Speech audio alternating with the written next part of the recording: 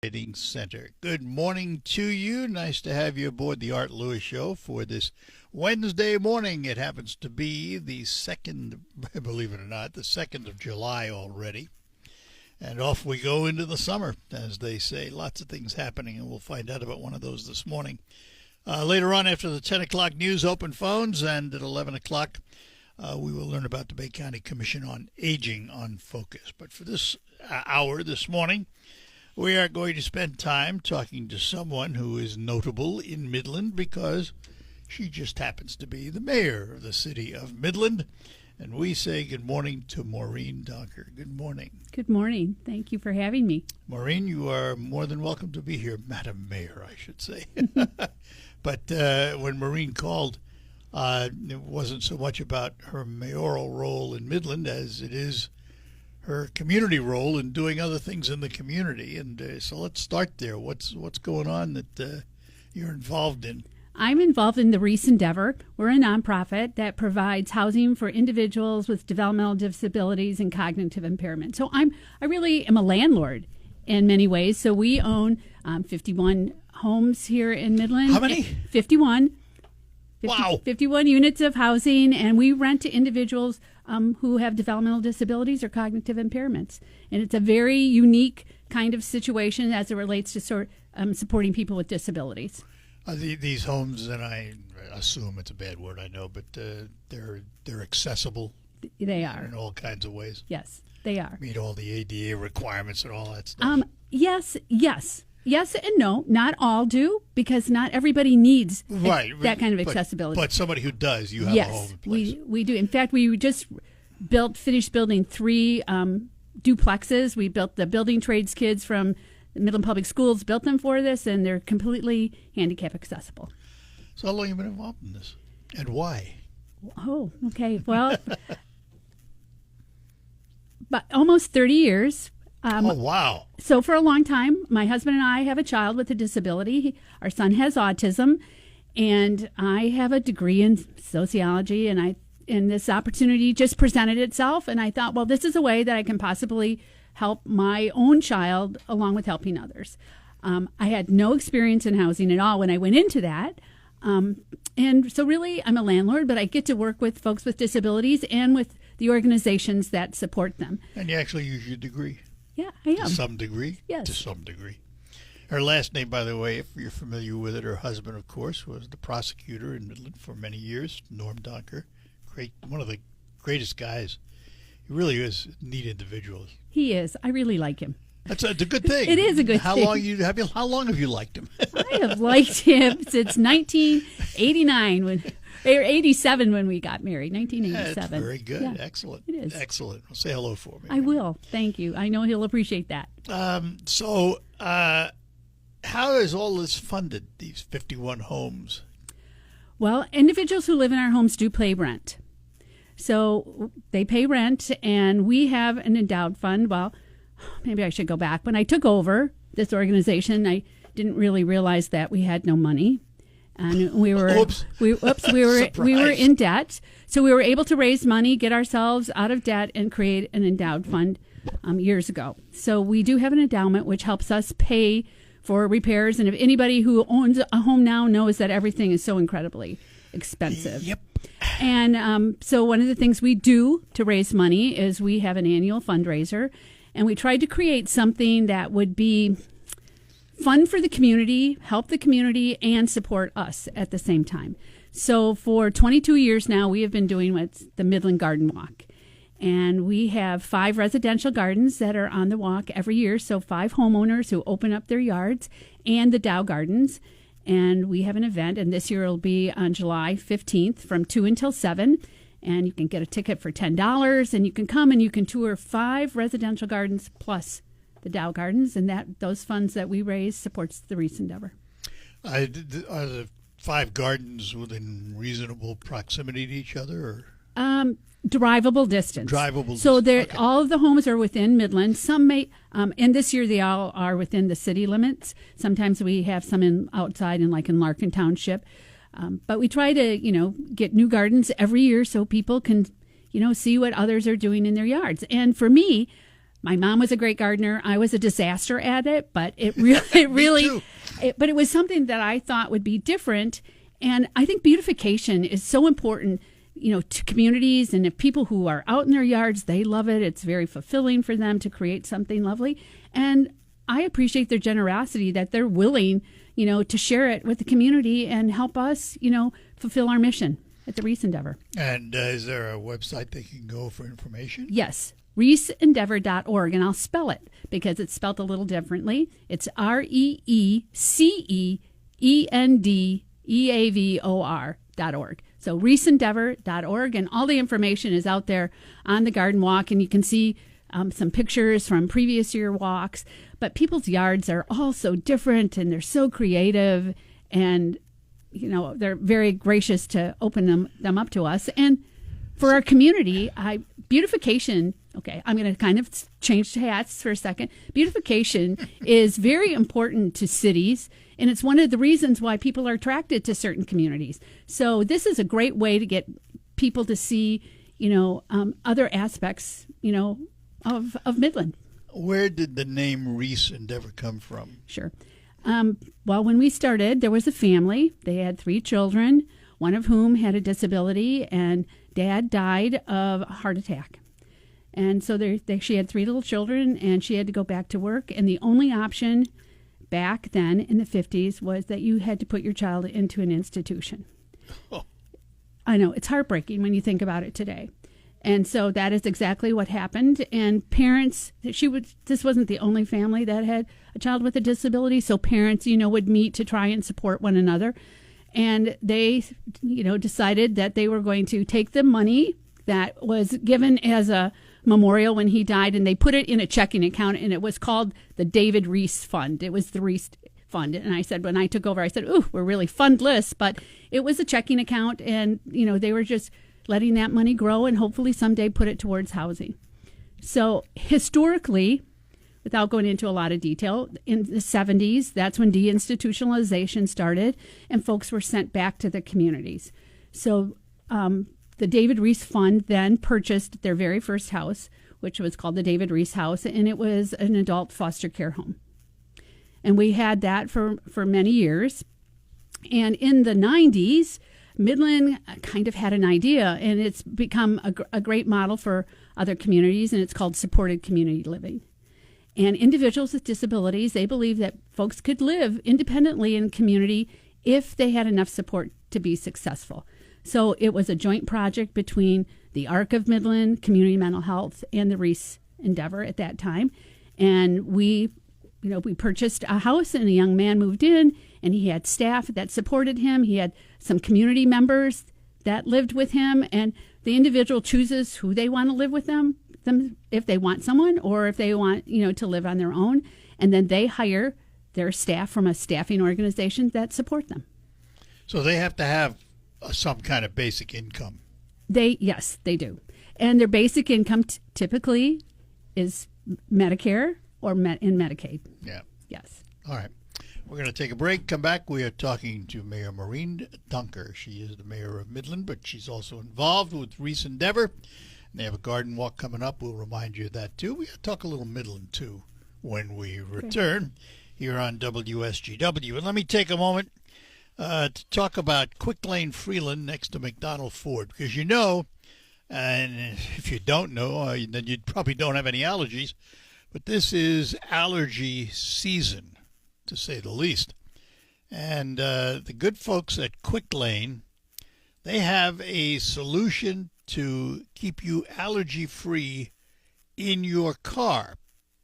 Now, think about that. Allergy-free in your car. It's called FrigiFresh. And it's very simple to use, very simple to get. As a matter of fact, John from Quick Lane is going to tell you all about it. FrigiFresh. Hi, John.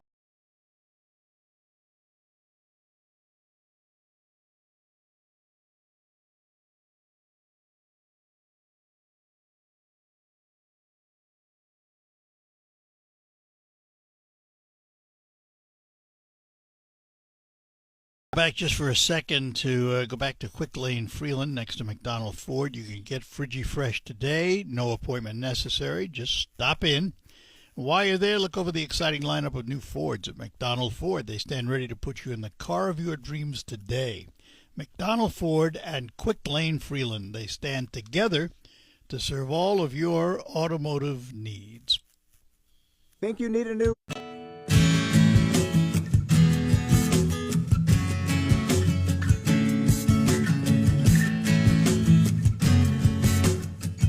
We're back with you in studio with me, Mayor Maureen Docker from Midland.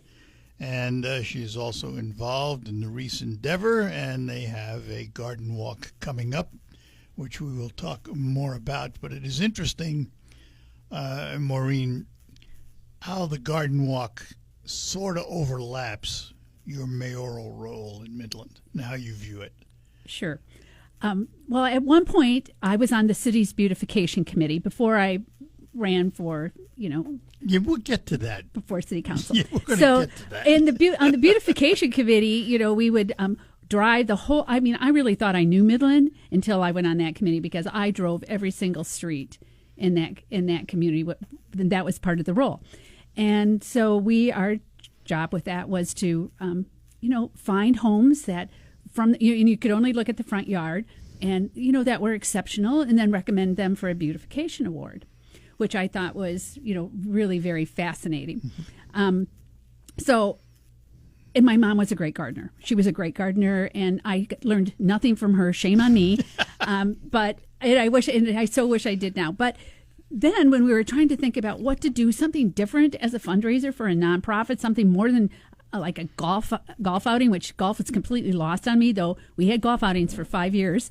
I thought, well, this could be something different that could attract people, but also help our community. So there was a study that was done back in 2010 called The Soul of the Community: Why People Love Where They Live and Why Does It Matter? And it was done by the Knight Foundation, which owns newspapers across the country, and they surveyed 43,000 people in 26 communities where they do business over a 3-year period. And they partnered with Gallup to do that. So they identified the 10 top reasons why people love where they live. And the first was, social offerings. The second was welcoming community. And the third was aesthetics. So if I think about Midland, we are in a valley surrounded by cornfields. We are not Traverse City. We're not Aspen, Colorado.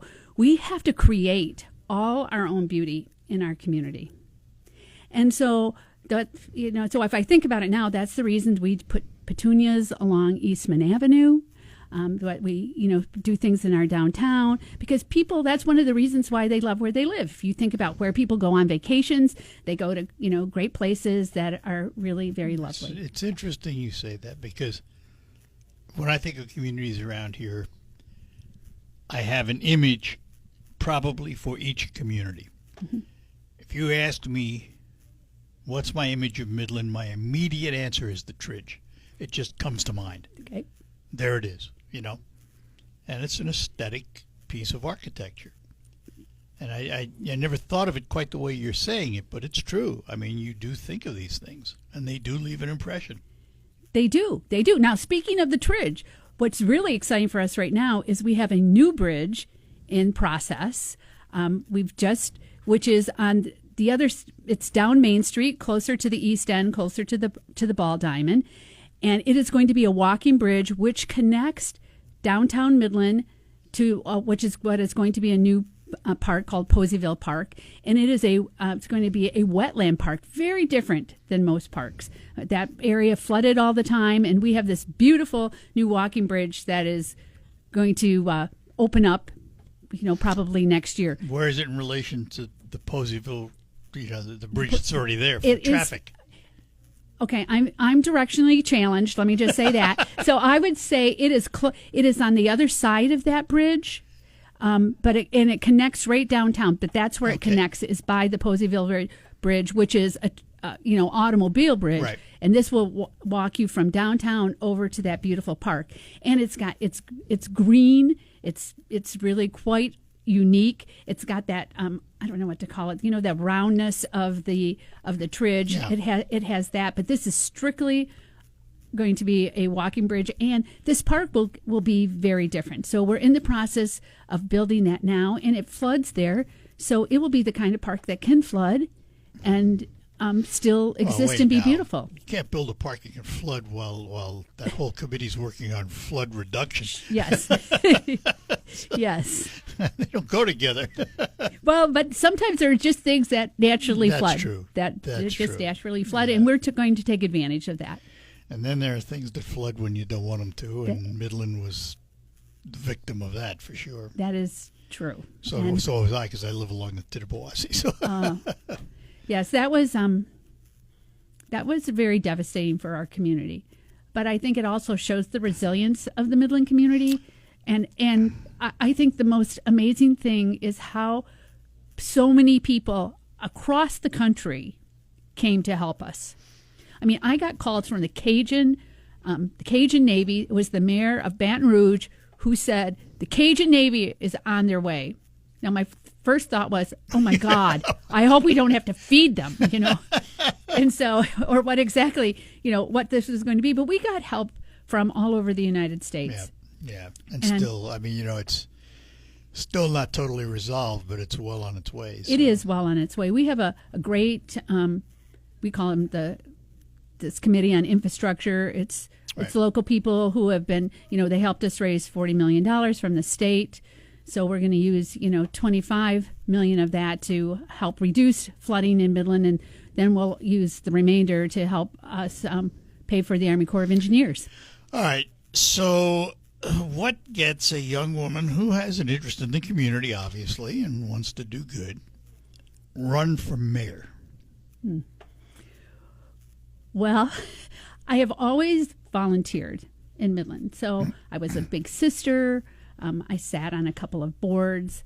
I married Norm Donker, who was certainly involved in the community, and he was very engaged. And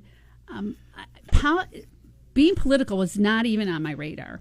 But when he was no longer an elected official, I thought, well, maybe I will. There was an opening on city council. I thought maybe I would run for that, and I didn't want to do anything that was so public that I could mess up his career. I thought, oh, what if you did something really, ridiculous, Maureen? And so when that position opened and he was no longer in politics, I just kind of threw my hat in the ring. And that was a consideration, that he was out of politics. Yes. He retired. Yes. And then you could freely do what you wanted to do. Yes. And not my work wouldn't influence his work, and his work wouldn't influence mine. But certainly his engagement in that arena, prompted me to become more involved. And you ran first for city council? I did. And made that? I did. And you're only there 2 years and you run for mayor? Well, Midland is a council manager form of government. So we're divided into 5 wards. Mm-hmm. Yep, with equal number of residents in each ward. And the mayor position in Midland is not elected at large. It is elected by their fellow council members. So I was on council. Our terms are 2 years. So I was on my first 2-year term, and then I had my second term.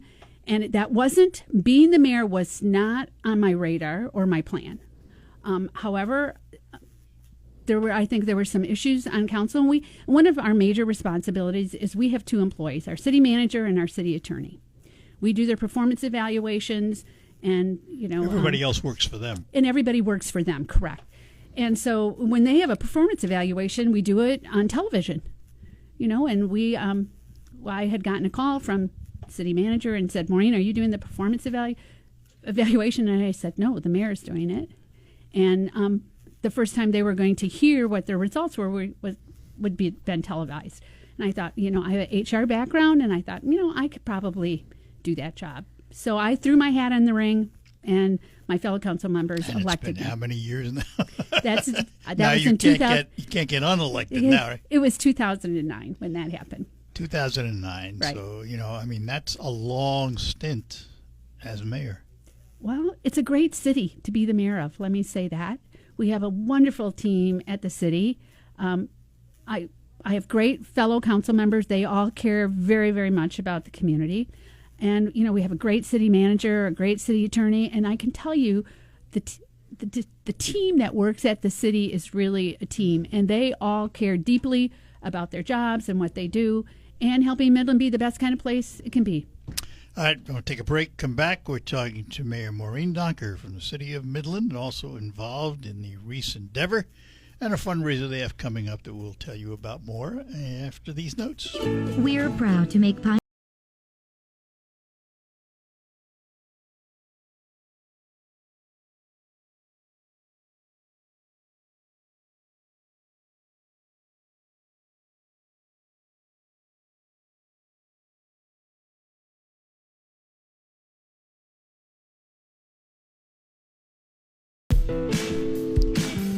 Welcome back. We're talking to Mayor Maureen Donker from the city of Midland, also involved with the Reese Endeavor, and they have an event coming up which we will tell you about again in just a few minutes. But Maureen, let me ask you, as mayor and as a resident of Midland for a long time, what makes it unique? Well, I think there's quite a few things that make Midland unique. One, the people. I think the people in every community and how they relate to their community makes it the kind of place you want it to be, or maybe don't want it to be.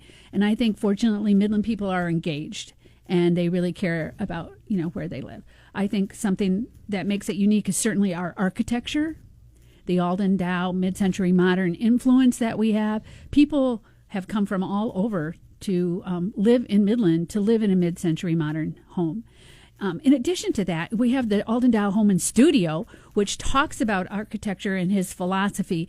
And if you tour that studio and learn about him and his philosophy, it's really very fascinating. It's really very fascinating. I'm a colonial kind of person, so I wasn't, and growing up in Midland, I was like, okay, yeah. But once you learn the philosophy behind it, it becomes even more fascinating and much more interesting. And I think that certainly is one of the things that attract, people to Midland. As a community, we realize that people want things to do. So we've spent a lot of money in our downtown area to develop our downtown.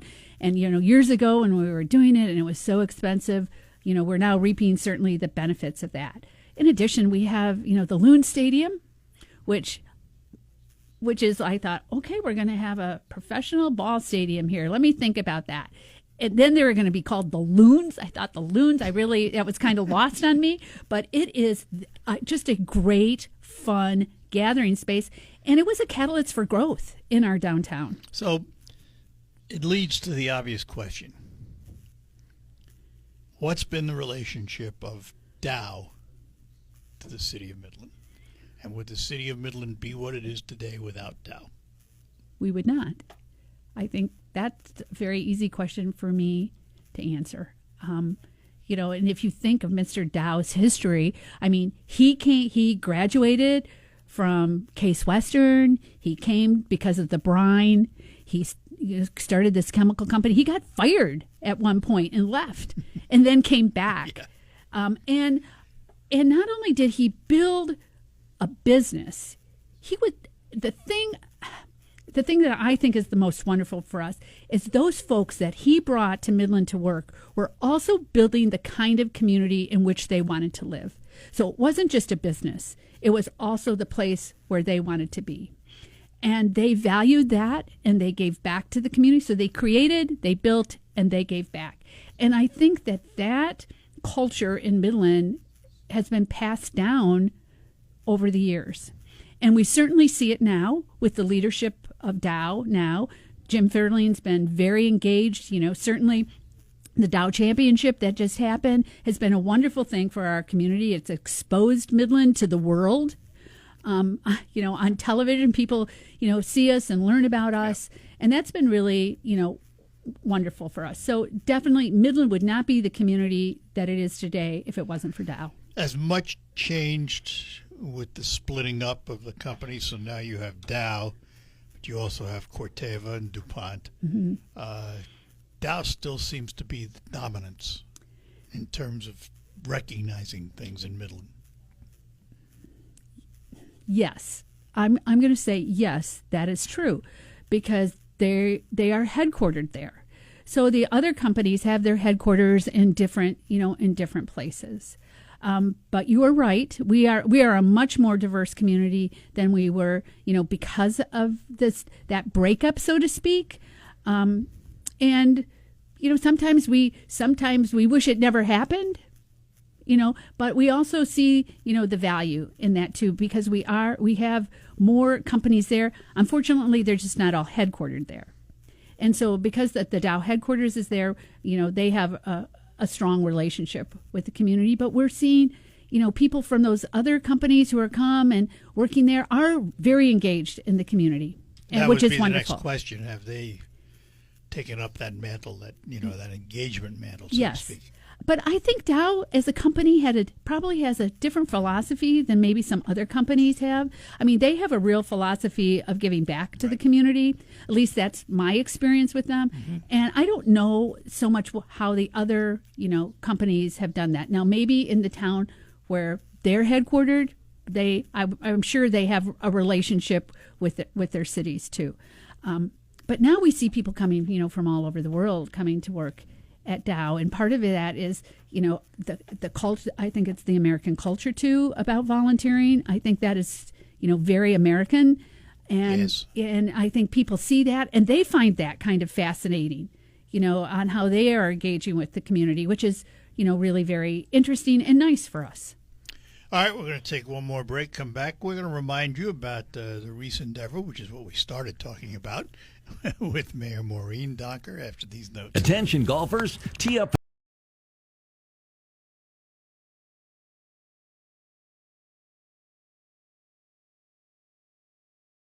Hi, we're back with you here on the Art Lewis Show. We are talking to Midland Mayor Maureen Donker. She's involved not only as the mayor of the city of Midland, but she's involved in something called the Reese Endeavor. And it is a project that provides housing for those disabled and that have, obstacles in their life. 51 houses they own, which to me, that number is incredible. I mean, that's a lot of houses to take care of. It is a lot of houses to take care of. It didn't happen overnight, for sure. I mean, we really did start out with our first house in the 70s. And Midland, this concept of supported community living really started in Midland. Midland actually got an award for that, was recognized for that. And it was like, it said, if people can live independently if they have support. And so it started by families who had someone with a disability. And how do they provide for them when, they're no longer going to be alive? How do they help, their loved one be successful? And this is a unique way to do that. And, I think people see that it's, it's valuable. And are there more houses in the future? We just finished building 3 with the building trades students. And they built our last 3 duplexes. And right now, with the economy being the way it is and everything being so expensive, housing is really $300 a square foot to start. Right. And I think also you have to, as an organization, you do have to ask yourself the question, how big do we really want to be? How big do we need to be? So if you think about housing for folks with disabilities, someone with, say, Down syndrome would never in the 70s been able to live in an apartment building, ever. That would not have been socially acceptable. I mean, people didn't even want people with a disability in their neighborhoods back then. But now it's a different world. And individuals we have individuals who I know who don't live in our homes, but who do live, in apartments in Midland. And so the world continues to evolve, and I think our organization needs to evolve as the world does. I guess when I heard you say, you question how big do we want to be, mm-hmm. I guess my mind automatically went to, well, how big is the problem? Mm-hmm. Because that would direct how big you need to be in Sure. some ways. All right, so fundraiser coming up. Let's go back to the Garden Walk and tell everybody the wheres and whens and all of that good stuff. Sure. The Garden Walk is going to be July 15th from 2 to 7 p.m. in Midland. It is 5 residential gardens, so 5 very different gardens that individuals can walk through, plus your ticket gets you into the Dow Gardens that day. Wow. Which is great. And so so let me just say, Dow Gardens is under some amazing renovations right now.